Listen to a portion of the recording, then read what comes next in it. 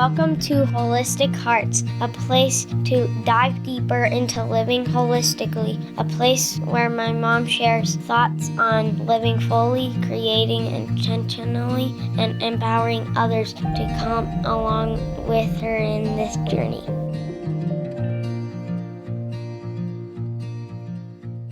Hey everyone, welcome to Wholistic Hearts podcast. I am thrilled to have Brooke back on the show. You guys might be familiar with Brooke being here last year, and we talked about holistic living together because she is one of the most beautiful, phenomenal, intuitive people that I know. She has been my own holistic coach and transformed a lot of my journey.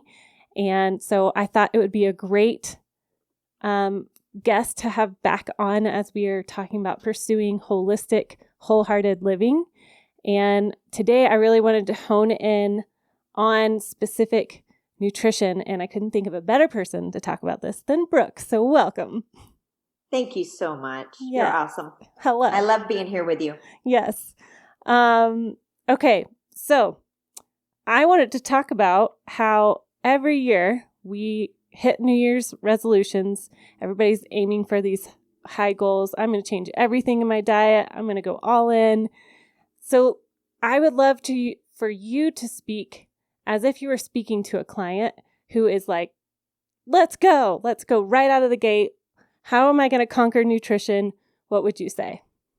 Wow. Okay. Well, I do hear this a lot. I've heard this for many years. And I think the first thing I try to help the person that I'm talking to frame this is in regard to their own personality. Okay. Because I think in the big scheme of things, I say, okay, how are we going to set you up for success? And how are you going to know yourself well enough to set yourself up for success? Mm-hmm. Because there are some people that set intentions, and I really like to focus on intentions in the new year rather than resolutions. I'm not a resolution fan at all. Okay. I say, let's really focus on intentions. What are your intentions based on your understanding of things that aren't working for you? Do you really feel like you need to change? How are you feeling in your body? And then if you know yourself well enough to know, okay, this doesn't work. I feel like, crap a lot of the time, or my hormones are off. Something's not working. Okay. Then you have to figure out what is going to be the best means of scheduling and routine that's going to be best for you in order to do that. Okay. So a lot of people just kind of jump on that bandwagon and they say, okay, New Year's resolution, I'm going to work out 5 times a week and I'm going to cook all my meals. Uh-huh. And this is the same person that has, 5 kids under 10, something that's not really going to be realistic for their lifestyle, for who they are, for really what they could accomplish. And then people get very frustrated because they feel like a failure for not doing whatever it is that they wanted to do. And ultimately, it's just because they didn't set themselves up for success. Okay. So I say let's just slow down and go back. And for one, let's look at the intentions that you're looking to create, and then see what is going to work best for you, knowing yourself and knowing the phase of life that you're in, that is going to set you up for success. What are some small measurable goals that you can break it up in? Mm-hmm. If you want to lose 60 pounds, and let's be reasonable and say, okay, that's not going to happen in a month. Yeah. So if you want to lose 60 pounds, then let's go big picture, and let's say 60 pounds in 6 months. And then you have milestones along the way that are going to motivate you to keep you going and to keep you moving. Okay. So if you were talking to, let's take that, the avatar of like the mom that has 5 kids, they're all under 10, and she wants to lose 60 pounds in the 6 months, what would be the things that you would consider? Because like we've talked about over and over again, it's not just nutrition. And what we're talking about in this season of Holistic Hearts is about every part of her life. Yeah. So what would you look at in her life, in this mama? Well, I think if we're just going to go through the semantics first, which is, the most important, you're going to say, okay, well, where are you wasting time? Where are you not creating permanent value in your life? And what can you eliminate? So I would say first and foremost, let's kind of evaluate your day-to-day, within maybe a week's time frame, and say, where are you wasting time? And I think we all waste time. I don't care really who we are, right? How busy we are. We're all busy, but somehow we find ways not to be super productive all the time. Right. I don't think we need to be super productive all the time, but we also don't need to be wasting time because it's taking away time from something else. Right. So it's intentional. I would say, okay, what are your time wasters? And then we can eliminate that. And then we open up an opportunity for that mom to be more intentional about maybe meal planning. Okay. Ordering her groceries, doing something that if ordering groceries is a option for where someone would live, I would say do that, because then you don't have to load up all the kids. You don't have to find a babysitter, right. Whatever the scenario. Get your groceries ordered, plan your meals, and that's going to take, once you get the hang of it, I think that doesn't take that long at all. Yeah. And then you can just have, 10, 15 meals on repeat, just rotate through them, change a couple of things up. Yeah. I don't think it has to be very complicated. Right. I wouldn't make it complicated if I had 5 kids and I have 4, so I don't make it complicated. And I don't really love to cook, but nutrition is very important to me. So I'm going to make the time to plan that out because it's something that is priority. Okay. So I say, free up your time and then be intentional about how you're going to fill that space. So you can do meal planning, which is not going to take long once you get the hang of it. And then we're going to have to figure out a way to add some exercise in. But again, that doesn't have to be something that's super involved. It's just movement. And that can be something that you find off the internet these days. You can find an online coach. I mean, there's all kinds of different options that we have. And I love what you told me when we were in the coaching relationship, was go outside and just play with your kids. Like that was one of my intentions, was being intentional with my kids and just, tying those together of, okay, I'm going to go outside, jump on the trampoline for as much as I can as a mom. Wink, wink. I think we all understand. Totally get me. Yeah, or play football with them, or, just being creative in that department. Okay, that's good. All right, what else? And just to kind of tag on to that, the back end of that, I think a lot of people think of exercise as something that's very routine and regimented. But like you said, I did tell you, get outside, play with your kids. Don't underestimate the power of that kind of movement. Because even if you're doing trampoline or doing the monkey bars with the kids or something like that, you're creating what did we do? We did like timed ninja kind of thing, the Ninja Warrior back before it was a thing. We did like a whole routine on the playground. And then we all timed each other, and even I got involved. The kids love to time me. I'm trying to move fast, across the monkey bars or whatever. And, that is movement. That is exercise. It's something that's important and absolutely can be counted. So I think it's really important that we just get out of the box, that we don't think something has to look a very specific way. I think when you're talking about holistic, or when I think about holistic, I don't think of something that fits into a very specific box. I think that there is a creativity to holistic living. And I think that that is going to look unique and different for everybody, but that is a way that we can tap into, that piece of us that is longing to be, longing to create. Yeah. I think there's a piece in all of us that want to create. Is just create what? Yeah. We're not talking about crafts. We're not talking about, right. Art, if that's not your avenue. Mm-hmm. But if you want to, be creative in just how you move, be creative in how you plan your meals. I mean, it doesn't matter. I think that practice of creativity can look so many different ways. And that is where holistic living comes into, like, the culmination of it, is that it is the kind of out of the box thinking, but even that has a connotation. I just think it's more of a creative way of looking at things based on what is going to work best for you and your body and your phase of life and your family and all these things that come together that creates the, beautiful marriage of your life. And then how are you going to live outside of that?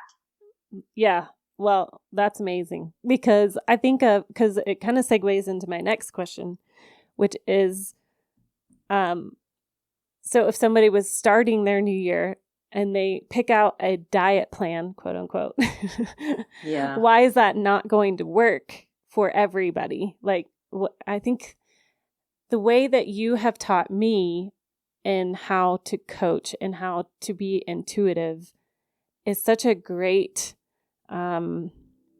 example of that creative. Well, you know what? Whole30 is not going to work for you specifically, because there are some foods that are triggering in there for you. And so I would love for you to speak on that, of when people dive into a diet just because it's the next thing that people are talking about, like intermittent fasting, I think of, and keto and paleo and all of those things. Yeah. Ooh. So pick one, anyone, right? Anyone. Yeah. What is the diet of the day? Yes. The DOD. So, I think if I can kind of answer as succinctly as possible, it's going to be kind of getting back to, I think, first and foremost, someone has to know themselves. Mm-hmm. And a lot of times, what works the best in diets is simply the structure. And a lot of people need the structure. Yes. So I think if structure is going to work best for someone, if they know that they need structure, then picking something that is going to create the best results with the least amount of, heartache and trouble along the way. Yeah. So maybe that's paleo usually is a good place to start for some. A Whole30 is definitely a good place to start. And then I say, within that structure and within those choices, the most important thing is that you're paying attention to the communication of your body. Yes. If you don't pay attention to the communication of your body, then eventually your body's voice will get so loud, it will win in the big scheme of things, air quote win. Can you, because you can't continue to do something over and over again that your body is rejecting, no matter how healthy you might think it might be. Yeah. And think that it's just going to all of a sudden settle down, for lack of a better term. Okay. So what would be an example of that? What are some of the symptoms or talking that your body does? What can people recognize if they're not used to listening to their body? And they're like, right, which, most people aren't, right? Yeah. And so when I'm walking this journey with a lot of people, I am saying, hey, write down your symptoms and write down everything that you experience throughout the day. Mm-hmm. Because a lot of people don't correlate things. Right. They don't think that the headache or the very bad PMS or whatever it is, mm-hmm. they don't think that correlates. And let me just say, as a side note, I think one of the most popular things that I hear on a regular basis is, I've always been like this. Oh, it's been like this as long as I can remember. Mm-hmm. I've been constipated since I was 2. Yeah. It's like some of these things are like, oh, I've had bad periods ever since, I I started that cycle in my life. And I say, okay, but just because you've always experienced something doesn't mean that that's normal or that you have to accept that. Yeah. So I say, if, someone's coming into it and they already know that they have symptoms, then I say, okay, go ahead and write those down. If you have kind of chronic headaches, if you have chronic PMS, if you have, chronic sleep issues, which, I hear a lot of all three of these. Let's just go ahead and put those down, and then let's track those. Okay. And then as you continue to stay consistent, which consistency is absolutely number one key. Yeah. If you're not consistent with things, then especially when you're changing lifestyles and stepping into something very different, then you're not going to give your body the time that it needs to make the adjustments necessary. Yeah. So consistency is numero important.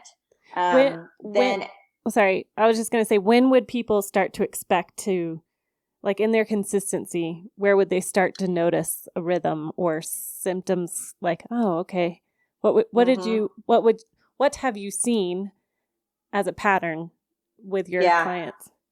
I wish I had a pattern in that, to be honest with you. And out of the thousands of people that I've worked with, I'm going to say there aren't that many patterns. Wow. Okay. Because someone is going to see changes in 2 weeks and someone's going to take, a month. Yeah. So I would say a month is a good, kind of the 30 to 40 day mark. Okay. Is where I say we really need to be looking at what's going on there. By that point, most people have stuff going on. The girls that I've worked with, you guys need to go at least through one cycle, at least. Sometimes 2 cycles to really see some shifts in hormones if you're working with hormones. Yeah. So, male, female makes a difference. The age of the female makes a difference. Okay. So, there are many different variables, but I would say, usually by a complete cycle in the female. Okay. So probably around 40 days. Okay.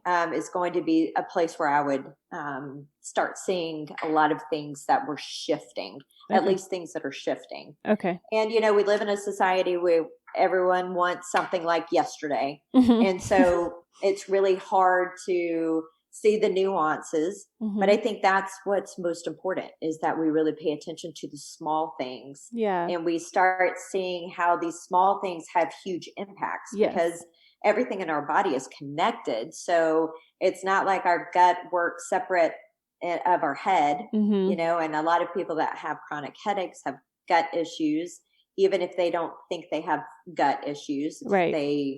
If their elimination system is working every day, that doesn't equal a great gut. Yep. It is a sign of it. It is one of the aspects of it, but it's not the end all of it. Yeah. So, it's really paying attention to it, giving the body enough time to show these things, and then to understand how to make adjustments, which is really where maybe someone that is a doctor or a coach or a nutritionist comes in to help someone that's having some chronic issues, because it's really hard for someone that, doesn't research it and doesn't understand it to understand what some of these things mean. Okay. But if they're going the path and they continue to create healthy habits and their body continues to respond positively, then keep doing what you're doing. Yeah. But if you get to a point to where chronic things continue to be chronic things, or something is not working compared to the effort that you're putting in, I'd say you need to have the results based on what you're doing, right? So if you're really eating very healthy and you've done the quote unquote Whole30, let's just go with that, for 30 days, then you absolutely should see results, certain results. And if you don't, based on what it was that you came into this process looking to create, then you need to figure out what's going on. Yeah. And a lot of times with females, that's hormones. Mm-hmm. And a lot of times it's a gut that is, out of balance. Yeah. And so the diet is absolutely unequivocally a very important piece of it, but it's not the end all. Mm-hmm. So someone that's making healthy choices and healthy adjustments, but then has a very high stress diet, high stress life. Mm-hmm. So their cortisol is always high. Yeah. Then their body is not going to take that situation and go, oh, okay, I can release weight right now. Right. It absolutely is going to hold on to weight because it feels like it's in fight or flight all the time. Yeah. So, it's just understanding certain aspects of the body and how it works. But regardless of that, I think it's important that everybody says if they're going to put in the effort to create a healthy lifestyle, then their body should respond, as time progresses. Yeah. Well, and I love that you brought up the high stress part too, because like I said, it's a holistic, the wholehearted lifestyle conversation that we're having. And if our self-care is looking like I'm going to go all in on this the eating change, like paleo or Whole30 for this 30 days, but there's an attitude of, darn it, body, like get into shape, like this is what we're doing. And I am eating this darn food to make myself healthy. Like that's going to be an influence just as much as if you were eating a bag of potato chips. And I loved when I was working with you, how on the flip side of that, I could be very like, I want to eat this structured and this adamant about I am not ever going to eat cheese again. And then and then I'd be like, Brooke, I ate a grilled cheese. and you'd be like, hey, I hope you enjoyed that grilled cheese and that you celebrated eating those nachos. And like, there's this grace of allowing yourself those moments of, I just am craving a grilled cheese. Not that it's going to be like an everyday occurrence, but the attitude behind it is what I'm trying to get at, is the holistic part of, am I going to go into this birthday party for my kid and have guilt all over myself for having a piece of cake? Or am I going to set the intention of, I'm truly going to be present. I want to enjoy the cake with him or her and enjoy a glass of wine at the end of the night. There's a difference between that and going in and already knowing you're going to fail.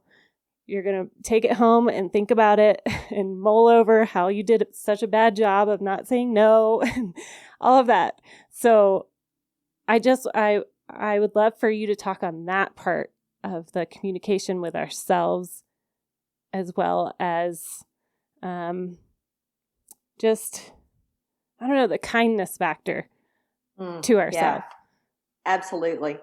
I think that, what I love the most about that is reframing it to the point to where we're making choices. Yeah. And I think that is completely different than being in this attitude of I can't or I shouldn't. Yeah. And I think that really is where we set ourselves up for success, for failure. Mm-hmm. If we're like, I can't do that. I can't have that. I can't have that food. Mm-hmm. Or you get into that point and your mental story is, I shouldn't do that. I shouldn't even be looking at it. I shouldn't even be thinking about it. And you're right. When we're in that place, we're actually setting off stress chemicals in our body. Mm-hmm. We're raising our cortisol. Mm-hmm. And when we raise our cortisol, our torso shuts down. So our gut kind of shuts down because it thinks we need to be running from a tiger. That's still our DNA. Yeah. That's still how we're designed. Mm-hmm. So all our blood is going into our extremities and it quiets down everything that's going on in our torso. So if we have food in our belly, healthy food, let's say you eat a salad before you go to this birthday party. And you're saying, I just ate a good salad. That's what I felt like I needed to be eating. And that's great. And then you get to that party and it's only been 15, 20 minutes. So the food hasn't digested. And then you start stressing about what you can't have and what you can't do. Yeah. And, you start stressing about the whole nutrition diet situation that's going on there. Then you're not going to be digesting that salad. That salad is going to be sitting there. Yeah. Okay. And there's a fermentation process that always happens depending on how long it sits there and depends on how healthy your gut is, that is going to be taking place. Yeah. Okay. So not only are you raising your cortisol, your thyroid, hormones are coming in and trying to figure out how to kind of create homeostasis, which is a balanced body-mind. It's like, well, I think she's supposed to be running from tiger, so we're going to put all of her blood into her extremities. And then you just sit there, that has a huge implication in the body, right? Right. And so once you finally settle down and the blood finally goes back into your digestion to finish digesting the food, again, depending on the health of your gut and the health of your cortisol balance and the health of your thyroid, all these other things that come together, is going to determine if that salad sits there or not. And just because it's a salad doesn't mean that it can't be shunted into fat storage. Yeah. So, it's just super important that our mindset is in alignment with our choices, and that, again, that we're setting intentions. And then when we set the intention, then we make choices that are in alignment with that intention. Yeah. And I think if we focus on it from that aspect, then we feel like we are making these choices. We are empowered in these choices, and we feel like we have control over ourselves in this situation. Yeah. So you go to the birthday party and you choose a piece of cake. Yeah. So if you choose something, you take 100% responsibility for it. Yeah. And when you do it from that mindset, you're saying to yourself, okay, do I want responsibility for this? Is this what I want to hold responsibility for? Yeah. Or is it not really worth it? And sometimes it's going to be worth it. You and I both. I mean, when we go have a birthday dinner or whatever for our kids, I'm not going to be sitting there going, I am going to have grilled chicken and broccoli while all you guys, experience, I don't know, melting pot or whatever it is, whatever the food of the moment is that our kids choose. I'm going to go in there and I'm going to figure out what's my personal balance. And I'm going to choose to celebrate with my family. I'm going to choose to celebrate with my kids.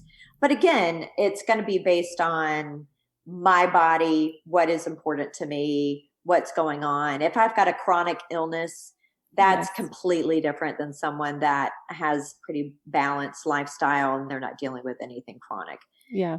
Chronic has a whole nother story. We're just talking about people that are day-to-day, average health living. Yeah. Okay. Well, so I want to dig in a little bit further because you talked about aligning your body with your mind. And then it made me think about how many conversations we talked about of the belief behind it and this unconscious layer of, talk about unworthiness. Like, do you believe that you're worthy or to lose those 10 pounds, 60 pounds, whatever it is? How important is the belief system and your unconscious self in that process? Yeah, such an important thing. Actually, the most important thing, right? Because you're always going to come back to your belief system, always. So whatever that belief system is, whether it's conscious or unconscious. And let's just talk about food for a second. A lot of times the way we're raised, has a certain impact on what we believe about food or what we believe is healthy versus not healthy. So that is a subconscious piece to it. a lot of times they're like, well, my mom got us fast food every night, so we never ate healthy. So they do have an understanding that the way they were raised wasn't healthy, but then they don't have any understanding of what healthy really looks like for them. So then it's kind of like this panacea. It's like, okay, well, there's 1 million options out there. Where am I supposed to go with this? What am I supposed to do? But belief system is of ultimate importance in understanding that there are going to be certain principles that are going to be universal in creating health no matter what. So it doesn't matter how healthy, let's say, fast food claims to be, that's not going to be healthy. And I also want to say that healthy doesn't equal skinny. Yes. And I think that's super important for females. There have been some severely unhealthy skinny people. And the flip side of that also is what someone might assess as big to someone else. They could be very healthy. Okay, I'm not going to talk morbidly obese or anything along those lines, but everybody's got their own perception of what is skinny versus fat, in air quotes. Right. So I think it's really important that everything doesn't get clumped in those two categories of skinny is healthy and fat's unhealthy. Yeah. Because we're all made different. So we got to figure out what that looks like first and foremost. But belief system is always going to trump your discipline at some point. So you can only be disciplined for so long. You can only be strong-minded, for so long in making choices. But if your belief system isn't in alignment with that, then you'll eventually poop out and go back to what you believe is what you need to be doing. And I think, the worthiness always comes into play, I think, for a lot of females. That usually is something that's pretty subconscious. It's usually not very on the conscious surface. That usually looks like someone saying on the conscious level of, well, I just can't lose it. Well, it's just not going to happen. I'm just going to have to be like this forever. And this is just not going to be what I'm going to ever be able to be like. I'll never be like that, or I'll never be able to have that body or create that, whatever that might sound like for someone. I think everybody has their own voice and what that sounds like as it comes out.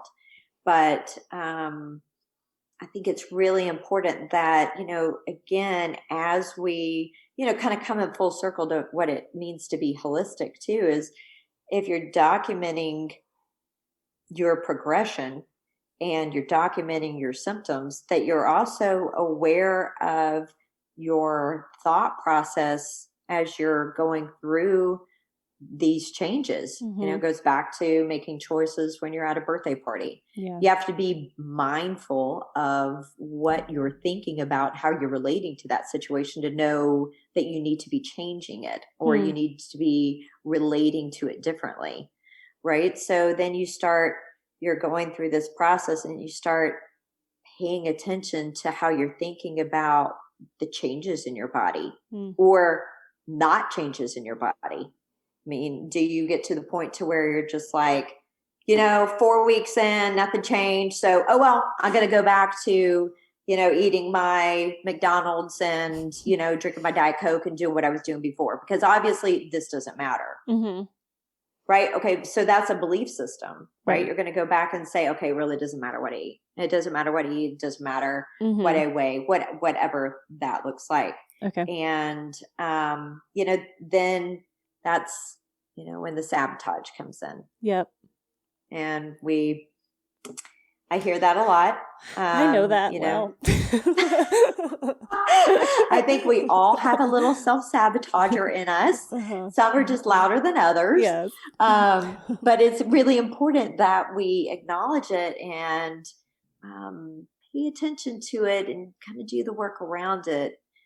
if we're ever going to be able to really create this holistic life that we're desiring and longing to create. That was so good. Brooke, I feel like I should have you on here about every 3 weeks. Well, I would love it. Yes. Thank you for, again, just being so clear on why nutrition is a holistic approach. It is mind, body, and spirit. And I did want to say too, when I was working with you, we're probably one of, and when I hone in on my nutrition and really do that self-care and paying attention to what I'm speaking, the narrative, all of that, is when I am most clear spiritually, which is, that is the ultimate holistic lifestyle. But I just loved that epiphany when I was working with you of like, oh my gosh, when I eat really well, I'm hydrated and I'm working on myself mentally and emotionally, my spiritual level is like out the roof. Like, wow, this is so clear. Everything becomes clear and light, and it's so much easier to work on myself when I'm choosing foods that nourish my body, choosing narratives that are helpful rather than bringing cortisol higher. So thanks for being a part of that journey. I always tell you thank you, but thank you. So it's my greatest joy, my greatest blessing. Yeah. And you were such a beautiful example of that too, as you walk through that, and to be able to see you step into that clarity and that just amazing beauty from the inside out was amazing for me. I love you so much. I love you too.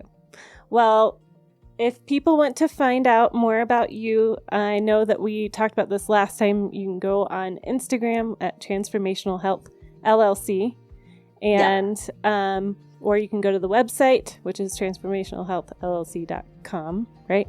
Yeah. And we'll put the link in the show notes for you guys to find out a little bit more about Ashley Brooke Harbour. Thank you so much again. I loved it. I loved every second. Well, hopefully we can do this again soon. Absolutely. All right.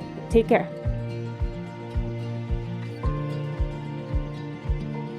Thanks for listening to Wholistic Hearts. As always, leave a review and don't forget to subscribe to the podcast. And if you'd like to find out more about my mom and all the things she is writing about, go to www.kristenfieldschadwick.com.